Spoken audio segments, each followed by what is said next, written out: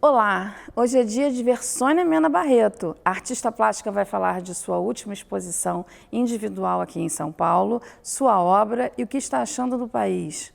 Você vai adorar.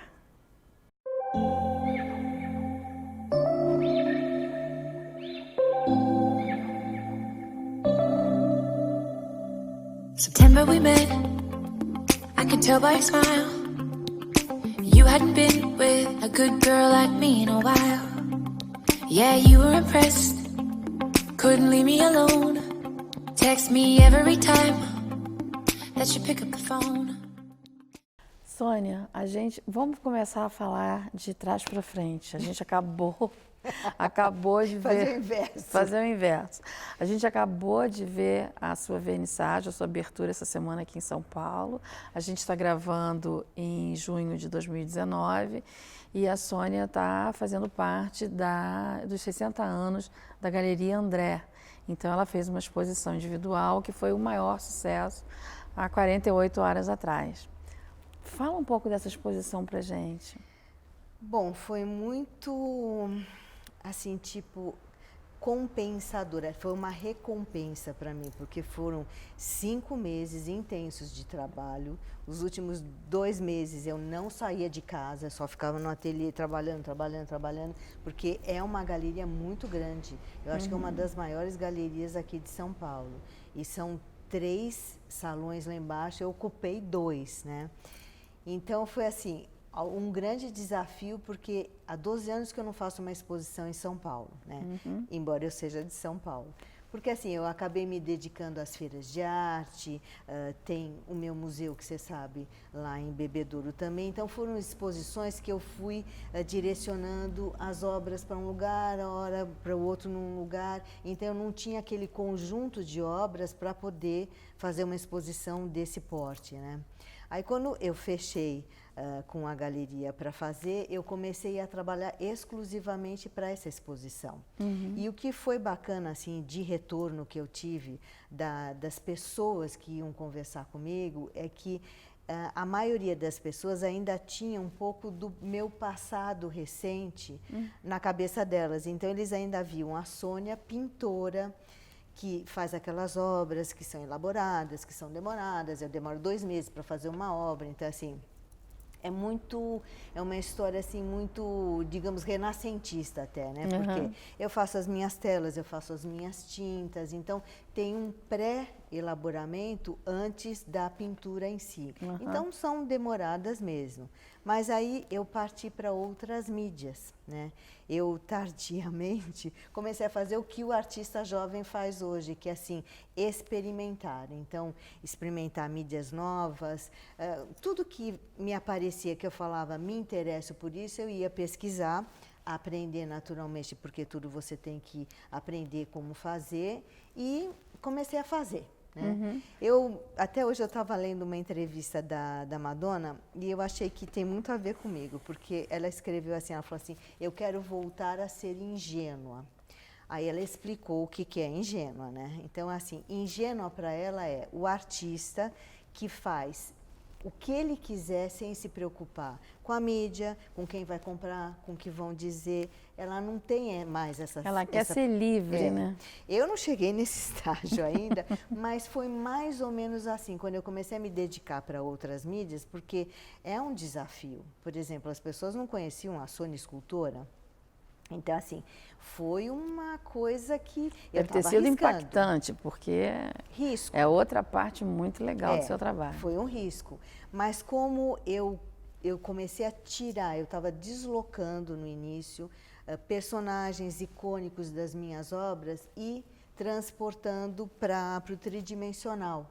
Então, as pessoas conseguiram interagir e me reconhecer na escultura, entendeu? Sei. Então, não foi nada assim chocante, né? E a reação das pessoas quando elas viram um conjunto todo, porque uma obra conversa com a outra. É Existe verdade. um Principalmente diálogo. no caso da realeza, digamos assim. Sim, né? mas assim, Porque... você vê, tudo tem uma história para contar, tudo tem uma coisa de pesquisa, uma descoberta minha que depois eu acabo dividindo com as pessoas. que eu uso muito, não as mídias, eu uso a mídia que é o Instagram, eu uso bastante. Então, às vezes até explico o processo conforme eu estou pintando, eu vou mostrando e vou falando. E fala também da sua frustração quando não deu certo. Sim, tem coisa que dá M, com certeza. Recentemente deu uma aqui, porque eu quis começar a trabalhar com folha de ouro, que é fantástico, e não tive tempo de ir em algum lugar para aprender. Então, eu fui fazer. Deu caca. Mas aí, agora que eu tenho mais disponibilidade de tempo, eu vou aprender com certeza. Então, assim, é tudo descoberta e é muito legal você se reinventar no teu trabalho. Claro, nossa. Né? Eu estou achando gostoso, porque para quem trabalha mais de 10 horas por dia enfurnada no ateliê, se eu não fizer alguma coisa que eu tenho prazer, eu já teria desistido da profissão, né? Você tem uma organização severa, né? Esse é o meu lado Sônia prática. Eu sou uma pessoa assim muito prática, muito pé no chão. Assim, penso muito, porque assim eu penso na minha profissão como eu sou uma empresária de mim mesma. Embora eu trabalhe com galerias, com escritórios de arte, com outras pessoas que você sabe, mas eu penso muito como uma empresária, então eu tenho que pensar nos riscos que tem pela frente, nas coisas que eu tenho que acompanhar. Então, tudo isso eu acho que é um meu lado cerebral que funciona muito. Então, eu separo bem, né? Eu tenho um lado cerebral e o emocional eu uso nas obras, no ateliê. Então, eu tenho esses dois lados que se equilibram, graças a Deus. Porque você está antenada a mercado, tudo Tem isso. que ser. Porque é artista, mas é uma trabalhadora. Sim. Né? Sim, sim. E vivo do meu trabalho, então mais ainda, né? Eu tenho que me preocupar mesmo com o que está rolando, né? E do que você fez, o que você acha que impactou mais as pessoas? As figuras de presença? Não, elas nem tanto, mas é assim, eu acho que elas ainda precisam de mais corpo, porque elas foram feitas a primeira vez, é figura de convite. Que é uma coisa que eu me apaixonei, a primeira vez que eu fui para Portugal, eu visitei um museu que tinha várias delas, né? E é justamente daquele artista português que tem muito no metrô de Lisboa. Sim. Eu esqueci o nome dele, que é uma judiação. Ele faleceu recentemente, o trabalho dele assim, é impecável porque ele consegue fazer uma coisa que eu gosto muito de fazer, que é pegar alguma coisa que não é contemporânea, que é do século XVI, XVIII, e trazer para a contemporaneidade, trazer para hoje. Então, você dá um toque diferente para alguma coisa que já existe, que as pessoas conhecem, e que aí elas têm mais interação porque já é algo visto. E já é um desafio enorme, né? É, porque você está mexendo, por exemplo, a figura de convite é alguma coisa muito respeitada lá em Portugal. E embora os portugueses próprios, os contemporâneos, também trabalhem com elas de uma forma diferente. Então, para você ter uma ideia, é algo que eles usavam, é barroco. Eles usavam no século XVIII, nos castelos, nas casas dos nobres. Então, é uma figura que recebe as pessoas quando elas estão entrando nas casas, nos castelos. Então, no geral, estão fazendo algum gesto, assim, tipo de bem-vindo e tudo. Então, isso ainda é uma coisa que eu vou desenvolver mais. Talvez fazer uma mini exposição só de figuras de convite. Nossa, mas vai ser um show. Eu tenho paixão. E qual é a maior procura agora, Sônia? Você tem como mensurar isso, assim? As esculturas, porque eu acho que é alguma coisa muito nova. E porque tem muito humor, será? No geral, a minha obra não tem assim, muito humor, ela tem toques de humor, né? Mas eu acho que as esculturas têm mais. Você acha? Não sei, pode ser só uma visão minha, mas... Sabe por quê? Na escultura, é aquilo que eu te falei, da Fica Madonna. mais... Não, eu comecei a ousar mais na escultura.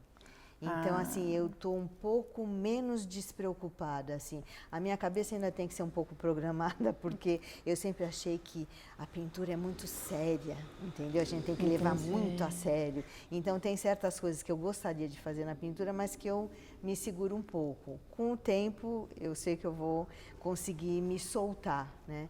Mas na escultura, eu estou usando mais. Então, talvez por isso. Né? Talvez fique mais evidente. Porque naquele grupo do escafandrista, você pirou, né? Tem barco com nadadeira. Como é que o escafandrista surgiu? Então, todo mundo me pergunta se eu sou nadadora, se eu gosto de nadar e tudo. Não sei, eu sou zero, não tenho medo. Tanto é que tem a história da nadadora que eu contei para as pessoas, porque foi a minha última escultura. Então, ela é uma profissional, porque ela tem corpo de profissional, ela é atleta, ela está com aquele maiôzinho de profissional, mas ao mesmo tempo ela está com uma boinha, né, na pontinha do trampolim, criando coragem para se jogar.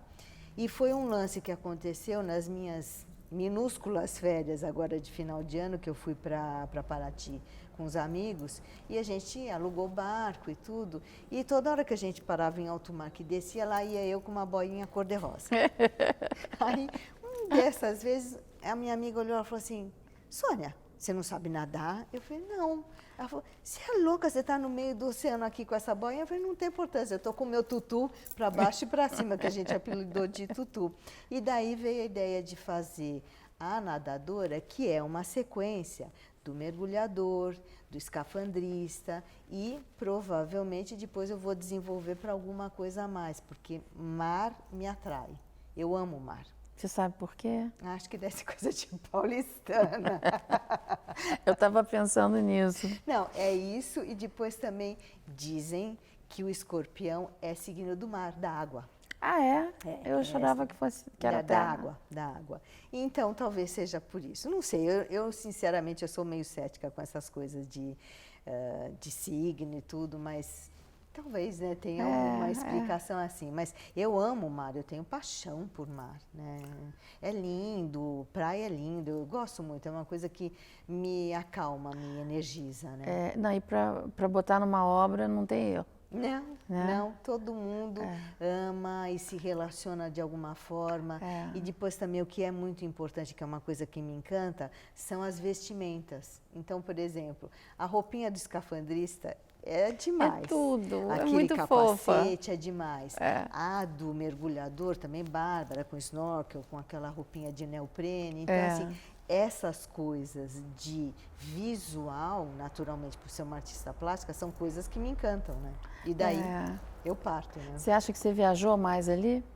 Ah, provavelmente, provavelmente. E ainda tem muita coisa pela frente, porque agora, na minha fase ousada, eu vou começar a fazer esculturas assim, tipo, quase da minha altura, tipo 1,20 m, 1,30 m. É mesmo? E também em ferro? Com pátina química? Em bronze, sim. Porque eu já gosto de trabalhar com os materiais nobres, né? Então, o bronze, né, é algo que é mega nobre, né? Então, eu vou partir para essas coisas, assim, maiores. E com tanto, você é uma mulher, né, tão bem tratada, tão bem vestida, você é caprichosa, com esse olhar todo, você nunca pensou em moda, não? É assim, eu amo moda, né? Embora, assim, vai no meu closet, é tudo preto. Mas preto é lindo. Eu sei, mas acho que as pessoas pensam, nossa, ela não muda de roupa, ela está sempre com a mesma roupa. Mas, assim, eu amo moda, naturalmente, por aquela questão do visual, da criação. São coisas que enchem a sua vida. Você vê, por exemplo, hoje em dia, você vai em museus, tem exposição de museu. Em museu de moda. Tem umas exposições fantásticas, maravilhosas, porque essas que seriam as artes paralelas, tipo arquitetura, moda, tudo está assim, transitando junto com a arte, né? E você fez a pergunta na hora certa, porque está rolando, na verdade é um projeto assim, que a gente já está acalentando, que eu disse a gente, porque tem eu e mais 2 amigos que são estilistas, a gente já está acalentando. Tem mais gente envolvida. Tem, porque eles são os estilistas, então eu entro com a minha obra como inspiração e eles entram. Adaptam. Fazendo os looks, fazendo tudo, mas tudo com a pegada artística.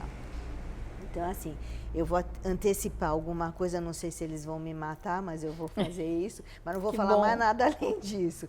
Então, assim, é alguma coisa com pegada de recycling, alguma coisa dessa preocupação que existe hoje. Super atual. Dos grandes nomes da moda, porque assim, diz que as pessoas acabavam jogando fora as roupas que se fazia mais, né? As grandes coleções e tudo. Então, agora as pessoas têm a preocupação em fazer um reuso disso.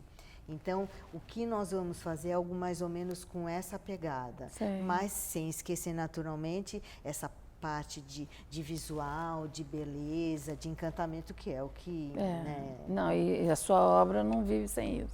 Não, e é importante, né? Todo mundo quer se encantar. É verdade. Então, é mais ou menos isso. Porque pela joalheria você já passeou. Sim. Você tem uma linha grande, não é? Eu acho que eu já fiz umas 4 ou 5 coleções. Mas é uma coisa que toma muito teu tempo, né? Então, foi algo que eu deixei assim um pouco de lado, mas assim, você deixa de lado, mas você, num certo momento da tua vida, você acaba retomando, né? Então, quem sabe com esse projeto da moda e tudo, também a gente não incorpore alguma coisa de joalheria. É verdade. É perfeito, é um casamento perfeito. Porque é um acessório, né? Sim. Moda é. Sim, sem dúvida. Então, assim, são coisas que, se Deus quiser, vão acontecer. É que, ultimamente, as coisas aqui no Brasil estão muito difíceis, né? Por causa de patrocínio e tudo que você faz, que tem... É coisa que vai viajar, vai para fora do país. Então, tudo isso você precisa de patrocinador para que aconteça, né? Verdade. Então, por isso que eu não estou nem divulgando muito, porque ainda é algo que a gente vai procurar e captar. E tomara que chegue logo. Não, vai dar certo. Uma outra coisa que eu queria te perguntar, justamente a respeito da sua obra que você tem na Royal Collection, que pouca gente sabe, e eu acho isso de uma importância enorme. Uma pintora brasileira ter sido adquirida, comprada pela coleção da realeza britânica. Conta como é que foi essa história. Então, essa história ela é muito carregada de mistérios, porque... Mistérios não, porque assim, as coisas foram um pouco divulgadas. Porque o que aconteceu? Até que eu levasse a obra para a Inglaterra, ninguém poderia ver, só a rainha da Inglaterra, mas ninguém poderia ver a obra. Então, tinha muita coisa relacionada com o protocolo, o que eu poderia vestir, as pessoas que iam participar da cerimônia, que tinha que ser uma cerimônia pequena, mas poucos convidados, mas convidados evidentemente importantes. A cerimônia foi exatamente 1 ano depois, foi até no mês seguinte, aos ataques às torres de Nova York. E foi uma época que a rainha, porque ela viaja muito, né? Nem sei se agora tanto, mas foi uma época que a rainha viajava muito. Ela estava lá justamente porque teve aquela missa importante, porque muitos ingleses morreram naquele ataque às torres e tudo. Então, assim, foi cercado de muito, não pode, não deve. Eu não pude fotografar nada lá dentro do palácio, até tem gente que não acredita. Não brinca. Tem, porque não era permitido. Hoje, então, as pessoas né? Porque o que não é postado não é vivido, as pessoas devem achar muito estranho.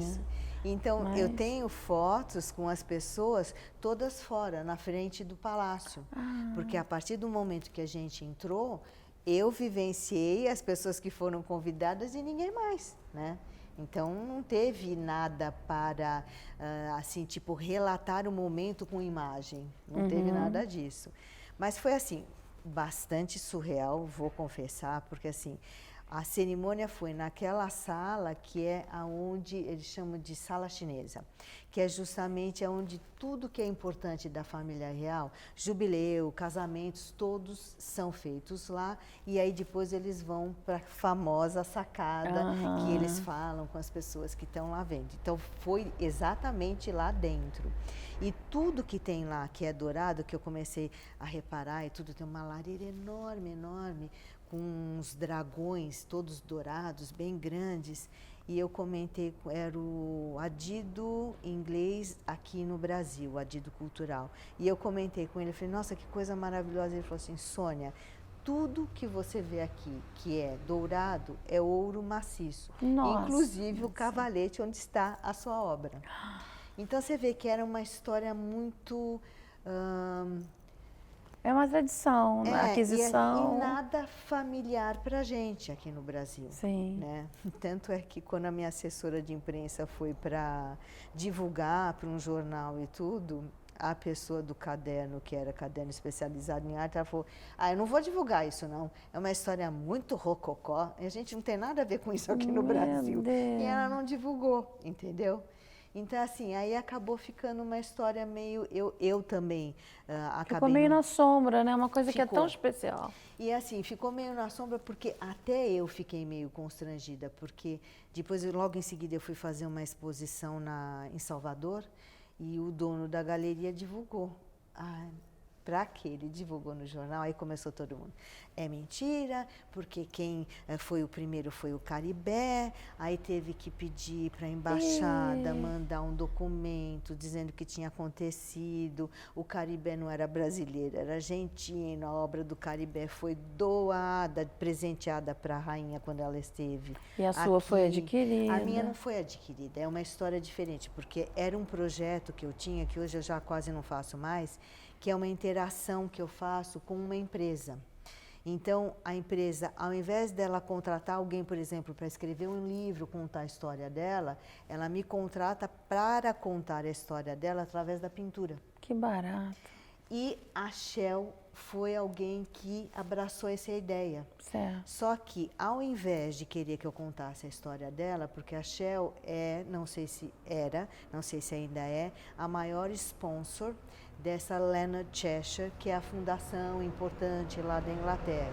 Então, eles adquiriram a obra, mas pediram que fosse toda feita com a história do Leonard Cheshire, que foi um herói da RAF, da Segunda Grande Guerra. Então, eu fiz todo contando essa história.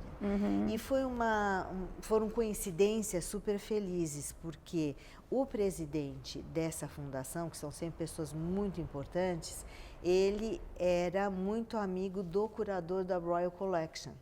E ele comentou com ele, tem uma artista brasileira que está fazendo uma obra.